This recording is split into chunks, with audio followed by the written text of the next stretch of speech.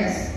आता 1 तास अभ्यासामध्ये आता आणि शाळेचा अभ्यास भरपूर असतो, पण मुलांचं बघा की 1 6 जर तुमचे विषय असतील विद्यार्थ्यांचे, तर एक विषय असा असतो कुठला तरी की तो विद्यार्थ्यांना अवघड जातो. कोणाला इंग्लिश विषय अवघड जातो, कोणाला गणित जातो, कोणाला सायन्स जातो. कुठलाही एक विषय असा असतोच प्रत्येकाच्या विद्यार्थ्यांच्या विषयात की तो अवघड जातो. त्यामुळे कसं होतं, थोडं मुलांचा कॉन्फिडन्स कमी व्हायला लागतो की आता हे होत नाहीये. मग त्याच्यामुळे काय होतं, बाकीच्या पण विषयावरती त्याचा परिणाम होतो. तर एक साधी टेक्निक सांगते की त्यांनी अवघड विषय सोपा कसा करायचा. खूप साधी टेक्निक आहे. तुम्ही तुमच्या घरामध्ये विद्यार्थ्यांना कसं समजा गणित हा विषय अवघड आहे उदाहरण समजा, तर तुम्ही तुमच्या विद्यार्थ्यांना काय करायचंय की रोज एक वेळ ठरवायची, कुठली पण, रात्री 9 ठेवा, 10 ठेवा, दुपारी 4 ठेवा, 5, तुमच्या शाळेच्या टायमिंगप्रमाणे जे काही तुम्हाला एक सुटेबल वेळ होते ती एक वेळ ठरवायची. एक वेळ कंपल्सरी ठरवायची, एक दिशा कंपल्सरी ठेवायची. म्हणजे त्या दिशेलाच त्या विद्यार्थ्यांना बसवायचं. शक्यतो पूर्व किंवा उत्तरेकडे तोंड असावं, कारण पूर्व आणि उत्तरेच्या ज्या काही एनर्जीज असतात, मॅग्नेटिक एनर्जीज, त्या आपल्या ऊर्जा आपण जे कार्य करत असतो त्याला पटकन ते रिस्पॉन्ड करत असतात. म्हणून कधी पण पूर्व आणि उत्तरेकडे तोंड करून मुलांना अभ्यासाला सुद्धा तसंच बसवावं. मग एक दिशा ठरवायची, ती वेळ ठरवायची आणि ती जागा बदलायची नाहीये, वेळ बदलायची नाहीये आणि दिशा बदलायची नाही. ह्या 3 गोष्टी करून जर तो अवघड विषय तुम्ही त्या ठिकाणी विद्यार्थ्यांना करायला बसवला तर 90 दिवसामध्ये तो अवघड विषय सोपा होतो 100%. पहिल्या दिवशी काय करेल, आता तुम्ही बसवलं तर किती बसवायचे तिथं, अर्धा तास जरी बसवलं तरी चालतंय, 1 तास काही नको. अर्धा तास जरी बसवलं तरी पहिल्या दिवशी काय करेल, गणिताचं पुस्तक उघडणार पण नाही तुम्ही समोर दिलं तरी, कारण अवघड असतं तर उघडणार पण नाही तो. तसंच बसेल अर्धा तास, पण बसवायचंच, उठवायचंच नाही त्याला, नाही करेल तरी. दुसऱ्या दिवशी एखादं एक तरी 5 जाळायचं काहीतरी बघू तरी. तिसऱ्या दिवशी जरा तरी करायचं, एक ग्रहपाठले तो तरी करून 2 गणित. चौथ्या दिवशी एखाद दुसरं करू, अजून बघू अजून जरा. 5व्या दिवशी काय करायचं, जरा सोपे गणित तरी सोडून चला. असं करत 90 दिवस झाल्यावरती त्याला तो विषय अतिशय सोपा झालेला असतो आणि आयुष्यभर तो त्याच्यासाठी सोपा राहतो. खूप साधी टेक्निक आहे की अवघड विषय कसा सोपा करायचा. आणि शाळेत अभ्यासाचं तर आपण करून घेतोच, गृहपाठ तरी कंपल्सरी केला तरी भरपूर असतो आजकाल. पुढे घरातील भोजन विना तक्रार खाणे. आपल्या जेव्हा आपल्या समोर जेव्हा जेवायचं ताट येतं तेव्हा हा विचार करायचा की आपल्यासमोर हे ताट आहे, पण अशी अनेक लोक आहेत, अशी अनेक मुलं मुली आहेत छोटी की ज्यांना हे ताट पण त्यांच्या समोर नसतं, रिकामं असतं. तर तेव्हा ही जाणीव ज्याला असते तो विना तक्रार जेवण करतो, आणि माझ्या नशिबात हे मिळते, मला मी खायला पाहिजे. तर विना तक्रार, कारण काय, आई लगेच नाही आवडत, जाऊ सोडून तुला मी मॅगी करून देते असं म्हणते लगेच, राहू दे जवळ मित्र हे काय बाहेर बरं पिझ्झा. आता आणि ऑनलाईन मागवत असल्यामुळे ना पटकन आपण पालक लगेच फोन करून बाहेरचा खायला, लाडापोटी म्हणा, काहीतरी खाते जाऊ दे म्हणून, हे नाही तर नाही काहीतरी खाते पोटात जाते काहीतरी म्हणून द्यायचं. नका करू. तुम्हाला तुमच्या मुलांना घडवायचं असेल तर तुम्हाला थोडे कष्ट घेतलेच पाहिजे, वेगळे नाही, पण दिवसात येताना तास करायचे तुम्हाला. तर विना तक्रार त्यांना खायला द्या. आता समजा पण एक आहे, तुम्ही जे त्यांना खायला घालता पण ते प्रत्येक गोष्ट खायला देणारा पदार्थ त्यांना तो लागू पडेल असं नाही. आपण जर आपल्या शरीराला जर तो पदार्थ लागू पडणार नसेल आणि तरी पण खाल्ला तर आपली इम्युन सिस्टीम कोलॅप्स होते. उदाहरण समजा आता एक बेसनाचा लाडू आहे, आता मला खाल्ल्यानंतर तो लागू पडणार आहे की नाही कसं ओळखायचं. उजव्या हातात मी तो बेसनाचा लाडू धरायचा आणि माझ्या हृदयापाशी धरायचा आणि मी माझा डावा हात असाच सरळ ठेवायचा आणि दुसऱ्या कोणीतरी व्यक्तीने काय करायचं की हा माझा डावा हात खाली ढकलायचा प्रयत्न करायचा आणि मी असं घट्ट धरून जाणार की नाही, खाली नाही जायला पाहिजे. जर कितीही प्रयत्न करून माझा हात खाली गेला नाही तर ओळखायचं की मी हा लाडू खाल्ला तर माझी इम्युन सिस्टीम वीक होणार नाहीये. जर असं जर पटकन खाली गेला तर ओळखायचं की तुम्ही लाडू खाल्लेला तुम्हाला लागणार नाही, उलट शरीराला तो तुम्हाला त्रासदायकच ठरेल. अनेक असे मेथड की तुम्ही मुलांना काय भोजन करायला पाहिजे. आजकाल तरी एकतर मुळात अन्नाचा कस कमी झालाय. पुढच्या आधीच्या काळामध्ये असा कस होता की माणूस 90-100 पर्यंत जगायचा. आता जमिनीचा कस इतका कमी होत झालाय की 60-70 मध्ये कुठेतरी आपला आयुर्मान आलेला आहे. तर यांना शक्यतो बाहेरचं टाळून घरातलं शक्यतो कष्ट घ्या थोडेसे. कसं काही ना आज भरपूर ठिकाणी शिकून कमी ना आपण 4 गोष्टी करून मुलांना घरामध्ये सगळ्यांना नक्की खाऊ घाला. पुढचा आहे एकाग्रता पद्धत. आता एकाग्रता गोष्टी येतात की मुलं अभ्यासच करत नाहीत, मुळात लक्षच लागत नाही. पण अभ्यास केला तर पेपरला गेले की ब्लँक होतात किंवा अभ्यास केला तर लक्षात राहत नाही. अशा अनेक समस्या आहेत विद्यार्थ्यांच्यामध्ये. का तर त्यांचा मेंदू स्टेबलच नसतो. अनेक डोक्यामध्ये विचार असतात. मोबाईलमध्ये बघितलेला ते व्हिडिओ असतो, मोबाईलमध्ये बघितलेले रील्स असतात, गेम असतात, टीव्हीवर बघितलेलं चित्र असतं, हेच डोक्यात असल्यामुळे त्यांचं मन अभ्यासामध्ये लागत नाही. तर तुम्ही काय करायचं त्याच्यासाठी, एक असा A4 साईजचा प्लेन पेपर घ्यायचा आणि प्लेन पेपर घेतल्यानंतर प्लेन घ्यायचा, रेघा वगैरे नसलेला घ्यायचा. तर ह्या प्लेन पेपरवरती मध्यभागी एक शिसपेन्सिलने डॉट द्यायचा. जी छोटी टिकली असते की नाही तेवढ्या आकाराचा आहे ना शिसपेन्सिलने ते डॉट करायचा. त्या शिसपेन्सिलने त्याच्या भोवती गोल तयार करायचा, अजून एक गोल तयार करायचा, अजून एक, अशी त्या टिटक्याच्या भोवती 10 गोल तयार करायचे. असा कागद तयार करायचा त्या कागदावरती. आणि हा कागद काय करायचा, तो जिथं अभ्यासाला बसतो तुमचा विद्यार्थी तिथे भिंतीवरती अशा पद्धतीने चिटकवायचा की तो खाली जमिनीवर मांडी घालून बसल्यानंतर त्याच्या डोळ्याच्या समांतर रेषेमध्ये तो मधला बिंदू आला पाहिजे. आलं लक्षात? मधला बिंदू त्याच्या डोळ्याच्या बरोबर समांतर रेषेमध्ये आला पाहिजे. अशा पद्धतीने हा कागद भिंतीवरती चिटकवायचा. आणि एवढंच करायचंय, सकाळी किंवा संध्याकाळी फक्त 3 मिनिट त्या बाकीच्या गोल रेषांवरती नाही बघायचं, फक्त मधल्या त्या डॉट जो तुम्ही बिंदू दिलेला आहे त्याच्यावर फक्त बघायला सांगायचं. फक्त मधल्या बिंदूवरती फक्त 3 मिनिटं, जास्त पण नाही. तुम्हीच मोजायचे 3 मिनिटं झाले की त्याला सांगायचे. फक्त 3 मिनिटं करून बघा, मेंदूमध्ये अल्फा बीटा गामा जे काय आहे सगळे ऍक्टिव्ह होतात. स्मरणशक्तीची जी काही सेन्सेस आहेत, आपल्या सेंटर्स आहेत मेंदूमध्ये, ते काम करायला लागतात. कारण आपला मेंदू 5 लाख सेन्सेस सेंटर्स आहेत आपल्या मेंदूमध्ये. आणि आपण सामान्य व्यक्ती कुठेतरी 60 ते 80,000 फक्त आपली जागृती केंद्र, बाकी सगळ्याला आपण गंज करून ठेवलेलं आहे, वापरतच नाही. हे वापरात आणू शकतो आपण सगळे सेंटर्स. तर तुम्ही हे केलं तर त्याच्या मेंदूतल्या सगळ्या सेन्सरी सेंटर्स जागृत होतात. हे नक्की करा. टीव्ही मात्र त्याला, टीव्हीमध्ये चांगल्या पण गोष्टी आहेत, वाईट पण गोष्टी आहेत. पण किती चांगलं दाखवायचं आणि वाईट दाखवायचं हे पालकांनी ठरवायचं. कारण मुलं जास्त करून या वयात 1ली-दुसरीच्या मुलांना जास्त अट्रॅक्शन असतं कार्टून्स बघायचं. आता कार्टून्समध्ये तुम्हाला मी सांगते काय असतं. हा टीव्हीची स्क्रीन आहे आणि टीव्हीच्या स्क्रीनवरती कार्टून्स फिरत असतात. ते कार्टूनच्या तुम्ही मुवमेंट्स बघितल्यात का कधी? खूप फास्ट असतात. आपण एखादी सिरियल बघितलं तर असं स्टेबल असं एखादा सीन असतो आपण जो बघत असतो. पण कार्टून जेव्हा बघतो तेव्हा इतके फास्ट त्याचे मुवमेंट्स असतात. आपल्या मेंदूमध्ये स्क्रीनवरच्या एक चित्र ग्रहण व्हायला 10 सेकंद लागतात. एक चित्र स्क्रीनवर आलेलं ग्रहण व्हायला 10 सेकंद लागतात. पण त्या कार्टूनमध्ये 10 सेकंदामध्ये अनेक चित्र पास होतात फास्ट. त्यामुळे एक चित्र कळायच्या मेंदूला ग्रहण व्हायच्या आधी दुसरं चित्र, तिसरं चित्र असं येत झाल्यामुळे काय होतं, मेंदू बधीर होतो. स्मरणशक्ती पूर्णपणे बंद पडते. मुलांना काही अभ्यास करायची इच्छा राहत नाही.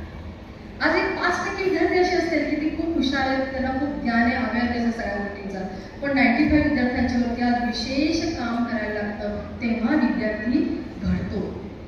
तर टीव्हीपासून तुम्ही त्यांना थोडंसं लांब करा. तुम्हाला मी 90 दिवसात अवघड विषय सोपा कसा करायचा आणि स्मरणशक्ती कशी स्ट्रॉंग करायची हे मी तुम्हाला शिकवलं. ह्या 2 गोष्टी शिकवल्या. आणि अजून एक एकत्रित पद्धत सांगते ती म्हणजे कसं, आता तुम्ही शाळा सुटली, मुलं विद्यार्थी तुमचे घरी आले, घरी आल्याला केले की तुम्ही अभ्यासाला लावत नाही का, तर अभ्यास शाळेमध्ये अभ्यास करून आलेले असतात. मग आल्यावरती काय करतात, थोडं हातपाय धुतात, खेळतात, खातात, टीव्ही बघतात, थोडं मित्रांबरोबर खेळतात वगैरे सगळं म्हणजे हे करतात. मग नंतर येते अभ्यासाची वेळ. मग अभ्यासाची जेव्हा वेळ येते तेव्हा काय होतं की सगळं खेळून आल्यानंतर अभ्यासाला विद्यार्थी बसला की लगेच लक्ष लागत नाही त्याच्या अभ्यासामध्ये. कारण काय, तर आता आपण काय खेळत होतो त्याचे जे बघत असतं, किंवा टीव्ही बघितलेलं असतं तर ते काय बघितलं ते डोक्यात असतं त्याच्यात. त्यामुळे काय होतं की अभ्यासात पटकन लक्ष लागत नाही त्याचं. मग त्यामुळे काय होतं, एक थोडा वेळ बसला नाही लक्ष लागलं की इथून निघून जातो परत. म्हणजे इथे काय होतं, परत अभ्यासाची गोष्ट होते, अभ्यास हा होतच नाही. मग त्यासाठी तुम्ही काय शिकवायचे त्यांना, की मुलगा अभ्यासाला बसायला सुरुवात केली की तुम्ही त्याला पहिल्यांदा काय करायचं, त्याला डोळे बंद करायला सांगायचे. डोळे बंद करून श्वास फक्त घ्यायचा आणि सोडायचा. कसं घ्यायचंय, श्वास घेताना 1 2 3 म्हणायचं आणि श्वास सोडताना 1 2 3 म्हणायचं. ही क्रिया 3 वेळा करायची, डोळे बंद करूनच. लगेच अभ्यासाकडे लक्ष लागेल त्याचं. हे करून बघा. खूप छोट्या छोट्या आणि साध्या गोष्टी आहेत. त्यातनं तुमचं विद्यार्थी तुम्हालाच अनुभव यायला लागेल. ह्या गोष्टी जर तुम्ही रेग्युलर जर करायला लागलात तुम्हाला याचा अनुभव नक्की येईल. 1 2 3 श्वास घेत 1 2 3 आणि श्वास सोडत 1 2 3 मनातल्या मनात म्हणायचे, मोठ्याने आकडे म्हणायचे नाही. पुढचं काय आहे, संध्याकाळी प्रकाश द्या रामरक्षा आणि शुभम करोती. शाळांमध्ये जेव्हा मी शिकवायला जाते तेव्हा मुलांना मी विचारते किती घरामध्ये संध्याकाळी शुभम करोती म्हटलं जातं. तर 100 मध्ये 2 ते 3 विद्यार्थ्यांचे हात वर असतात की शुभम करोती एवढं कमी घरात म्हटलं जातं. आपल्याकडे तर किती महत्व आहे त्या वेळेला. सकाळी 6:30 ते 7:30 आणि संध्याकाळी 7:30 ते 7:30 हा ऊर्जा ग्रहण करायचा काळ असतो. आणि त्या काळामध्ये कधीही खायचं नसतं, प्यायचं नसतं. आरोग्यासाठी खूप घातक असते ती वेगवेगळी पण. तर प्रकाश द्या म्हणजे काय, तर तुम्ही जेव्हा देवापुढे दिवा लावता, समयची जी वाट असते की नाही, लावलेली दिवा लावलेला असतो की नाही, तुमच्या विद्यार्थ्याला त्याच्यासमोर एक फूट कमीत कमी अंतर पाहिजे, त्याच्यासमोर बसवायचं. शुभम करोती जरूर शिकवा. शुभम करोती म्हणायच्या आधी त्याच्या समयीला जी वाट लावलेला दिवा असतो त्याच्याकडे एकटक बघायला सांगायचं त्याला.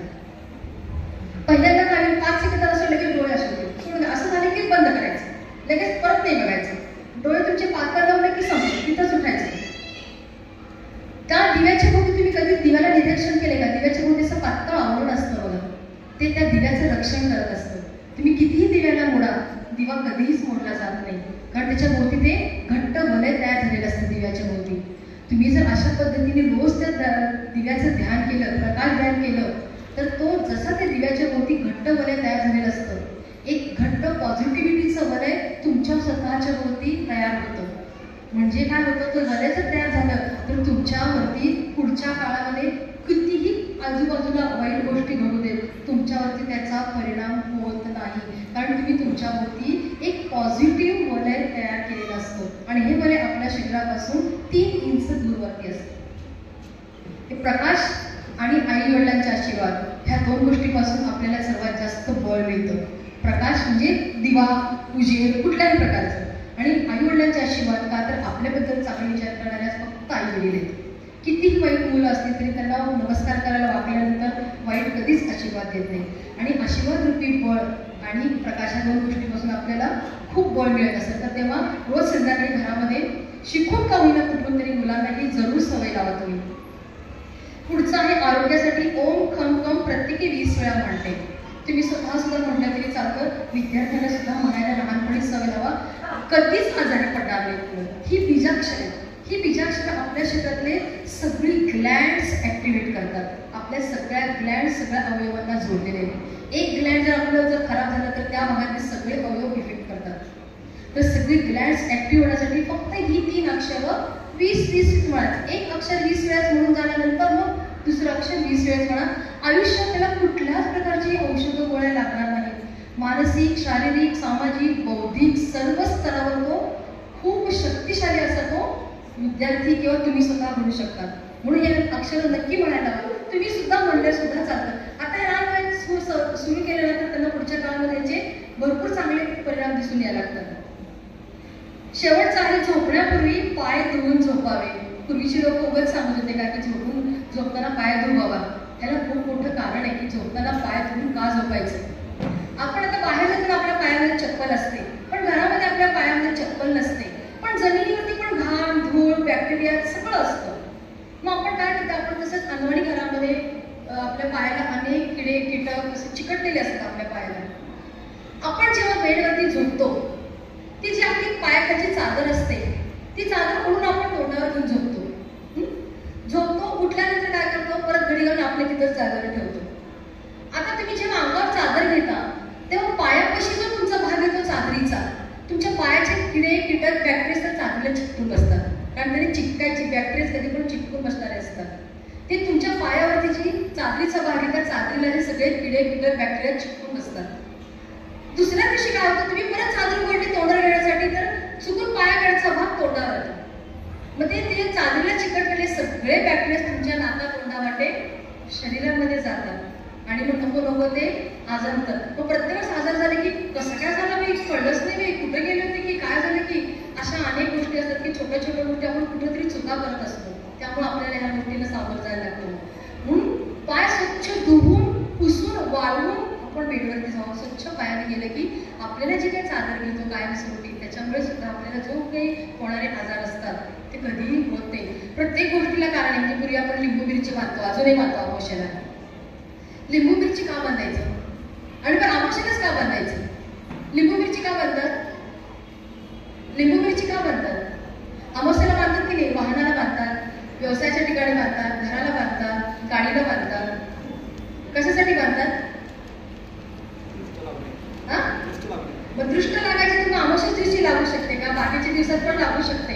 आता हे सामाजिक कारण झालं दादा की दृष्ट लागणे हे सामाजिक कारण झालं, पण त्याच्या मागचं सायन्स काय सांगते? आपले वार किती आहेत? आठवड्याचे 7 आहेत.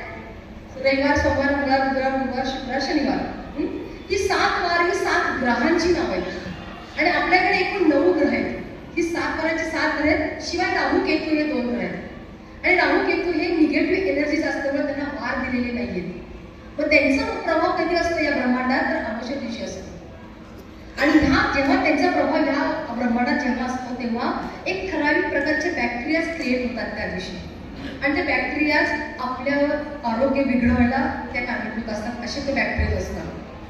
आपण जेवायला बसल्यानंतर ताट ठेवून वाढून घेतो आपण चपाती भाजी आमटी भात. आपल्याला जेवायला किती वेळ लागतो? 10 मिनिटं, 15 मिनिटं, 20 मिनिटं. तितका वेळ ते ताट उघडं असतं, पाणी उघडं असतं. कितीतरी त्याच्यावरती बॅक्टेरिया असे सूक्ष्म बसलेले असतात आपल्याला कळत पण नाही. तर हे बॅक्टेरियाज आपल्या घरापर्यंत येऊ नयेत आणि ह्या बॅक्टेरियाजला कोण मारू शकतं? तर सायट्रिक ऍसिड मारू शकतं. आणि लिंबू आणि मिरचीमध्ये सर्वात हाय सायट्रिक ऍसिड असतं. जेव्हा तुम्ही ताजी हिरवी मिरची आणि लिंबू बांधता तेव्हा 25 मीटरच्या क्षेत्रामध्ये त्या बॅक्टेरियाज येत नाहीत. जितकं त्या वासाने तिथंच त्या मरून जातात.